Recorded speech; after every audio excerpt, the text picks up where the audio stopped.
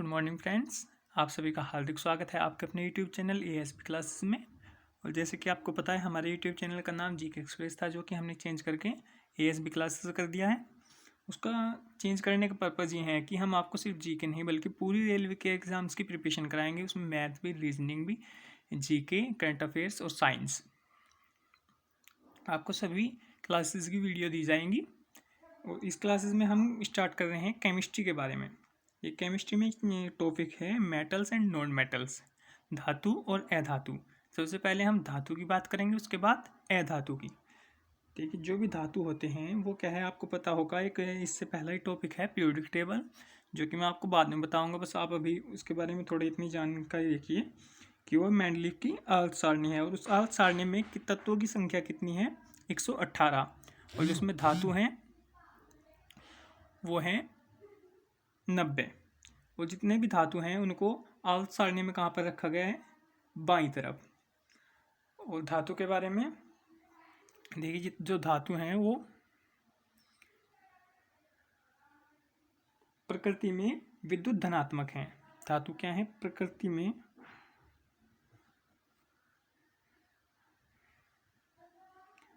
विद्युत धनात्मक हैं।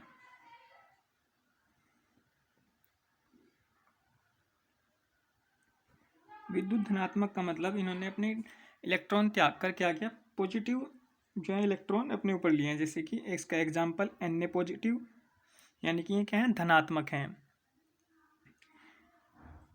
Au पॉजिटिव, Ag पॉजिटिव,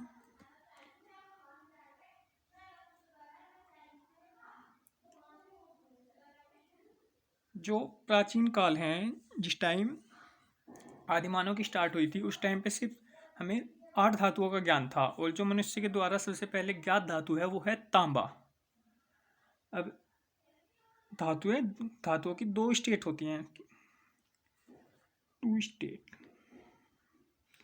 धातु कितने टाइप की होती हैं, 2 टाइप की। एक तो ठोस और द्रव, ठोस धातु और द्रव धातु।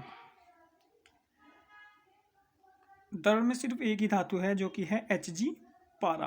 बाकी जितनी भी धातुएं हैं वो सब क्या हैं, वो ठोस धातुएं हैं।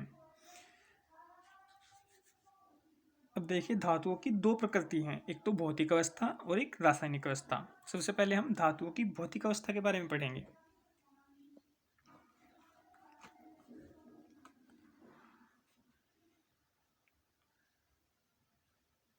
धातुओं की भौतिक अवस्था।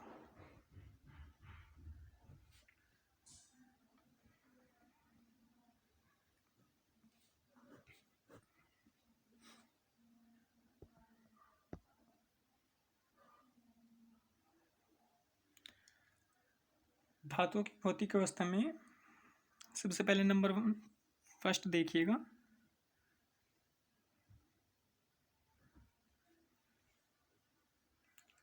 कि जितनी भी धातुएं हैं वो सब क्या हैं, विद्युत ऊष्मा की सुचालक हैं। सबसे पहला पॉइंट है कि धातुएं क्या हैं, विद्युत ऊष्मा की सुचालक हैं। जितनी भी धातुएं हैं, धातुएं विद्युत ऊष्मा की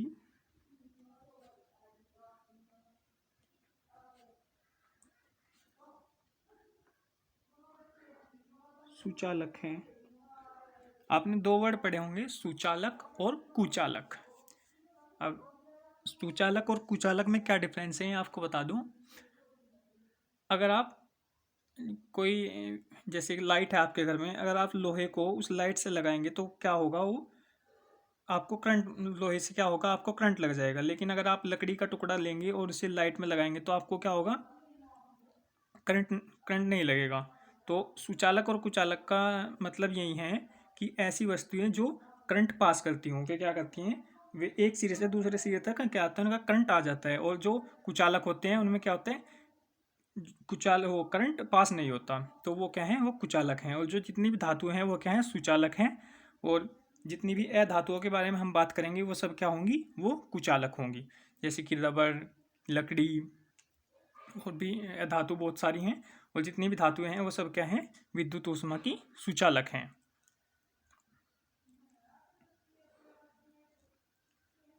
अब इसमें और पॉइंट लिखिएगा कि चांदी धातु विद्युत ऊष्मा की सबसे अच्छी सुचालक है। देखिए जो चांदी है वो क्या है, विद्युत ऊष्मा की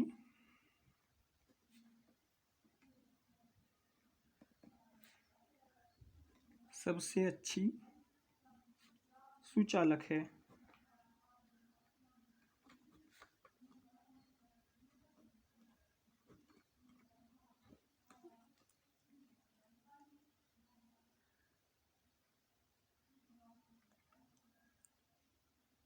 जो सेकंड पॉइंट इसमें एक और है, जो लेड है यानी कि पीबी, वो क्या है, वो कुचालक है। एक धातु ऐसी है लेड, लेड के बारे में हम आगे पढ़ेंगे, जिसका साइन होता है पीबी, वो क्या है, विद्युत ऊष्मा की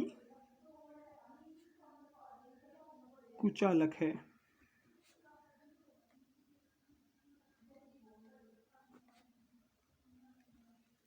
एग्जाम्स में क्वेश्चन बन सकता है कि निम्न में से कौन सी धातु विद्युत की कुचालक है। आपको पता है कि सभी जितनी भी धातुएं हैं वो क्या होती हैं, सुचालक होती हैं, लेकिन एक धातु है जो कि क्या है, कुचालक है। उसमें आपको 4 ऑप्शन दिए जाएंगे, उसमें एक लेड होगा, तो ऑप्शन क्या होगा उसका, राइट आंसर होगा लेड। तो लेड क्या है, विद्युत ऊष्मा की कुचालक है। अब इसमें सेकंड पॉइंट, जो धातु होती हैं वो क्या होती हैं, धातु अघात वर्धनीय या लचीली होती हैं। अघात वर्धनीय या फिर लचीली होती हैं। इस अघात वर्धनीय का क्या मतलब है,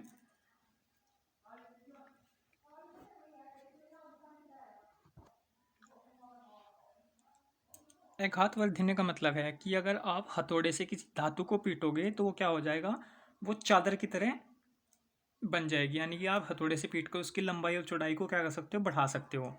अगर आपके पास लोहा है, लोहे को आप अगर हथौड़े से पीटोगे तो क्या होगा, उसका आकार चेंज हो जाएगा। तो उसका मतलब है कि जितनी भी धातु है, आप ऐसी सोने को, चांदी को, लोहे को अगर आप चादर से पीटोगे तो, सॉरी, हथौड़े से पीटोगे तो वो क्या हो जाएगा, किसी न किसी रूप में कन्वर्ट हो जाएगा। और जो सबसे आघातवर्धनीय धातु है वो है सोना। अब थर्ड पॉइंट देखिए इसमें,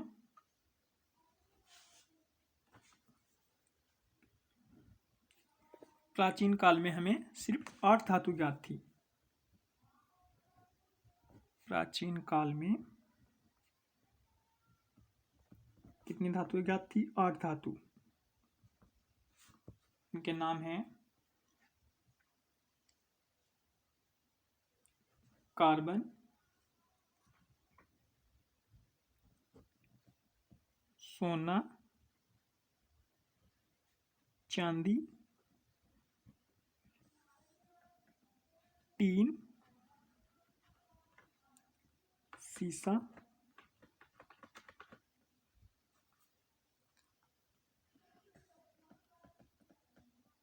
पारा,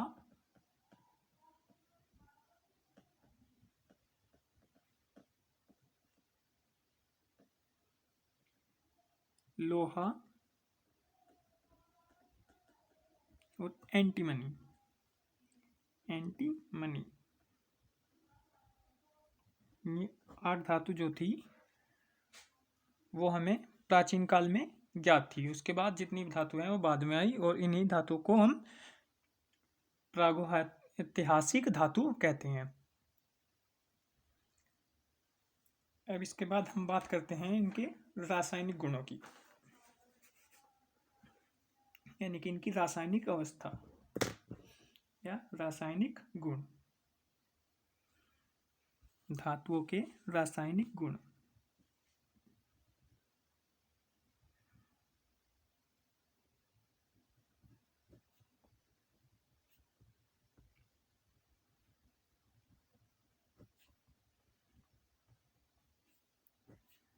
ये धातुओं के रासायनिक गुण के बारे में आप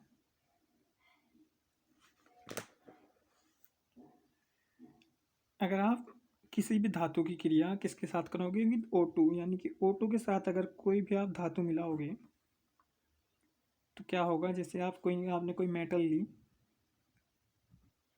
और उसमें आपने O2 मिलाया, तो अगर आप उसकी क्रिया करोगे उसके साथ तो वो हो जाएगी मेटल ऑक्साइड। Metal oxide. ऐसे ही आप अगर एल्यूमिनियम की क्रिया करोगे, एल्यूमिनियम ऑक्साइड की, या फिर आप नाइट्रोजन की क्रिया करोगे तो नाइट्रोजन ऑक्साइड। आपने अगर क्रिया की किसके साथ, जैसे एल्यूमिनियम के आपने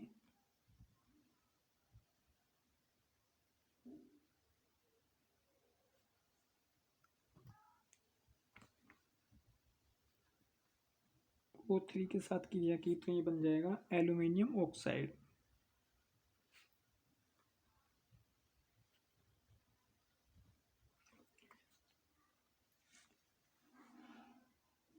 ऐसे ही आपने अगर विद H2O के साथ क्रिया की, विद H2O, कोई मेटल लिया आपने, उसमें आपने H2O मिलाया, हाइड्रोजन मिलाया, यानी कि वाटर मिलाया,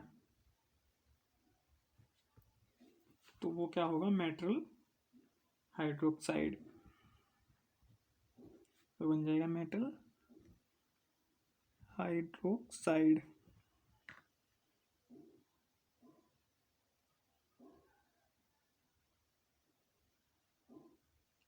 और जो भी गैसेस होंगी उसमें क्या होगा, वो गैस बाहर निकल जाएंगी, यानी कि H2 क्या है, उसमें गैस है, ये गैस बाहर निकल जाएगी। इसका एग्जांपल देखिए, ये भी example, Na plus H2O equal to NaOH plus H2 क्या है, गैस है, वो क्या हो जाएगी, वो बाहर निकल जाएगी। अब हम बात करते हैं अपनी एक एक धातुओं के बारे में। ठीक है, सबसे पहले हम सोडियम धातु के बारे में बात करते हैं।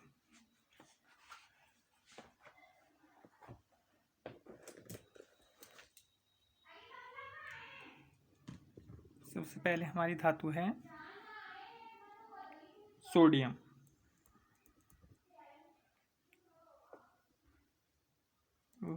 सोडियम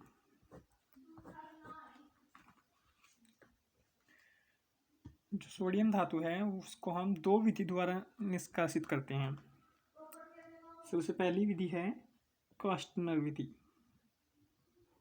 कास्टनर विधि, और हमारी दूसरी जो विधि है वो है डाउन विधि।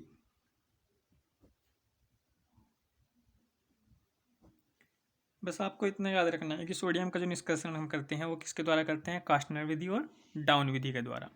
अब आपको इन विधि के बारे में ज़्यादा पढ़ने की जरूरत नहीं है, क्योंकि कम्पिटिटिव एग्जाम में सिर्फ इतना ही आपसे पूछा जाएगा कि सोडियम का निष्कर्षण किसके द्वारा किया जाएगा। ये आपको याद रखना है कि कास्टनर विधि और डाउन विधि।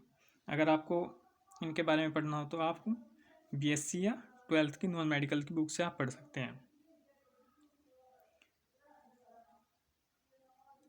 अब भौतिक गुण और रासायनिक गुणों के बारे में मैंने आपको बता दिया, सभी के वही हैं। अब हम इसके यौगिकों के बारे में बात करते हैं, सोडियम के यौगिक।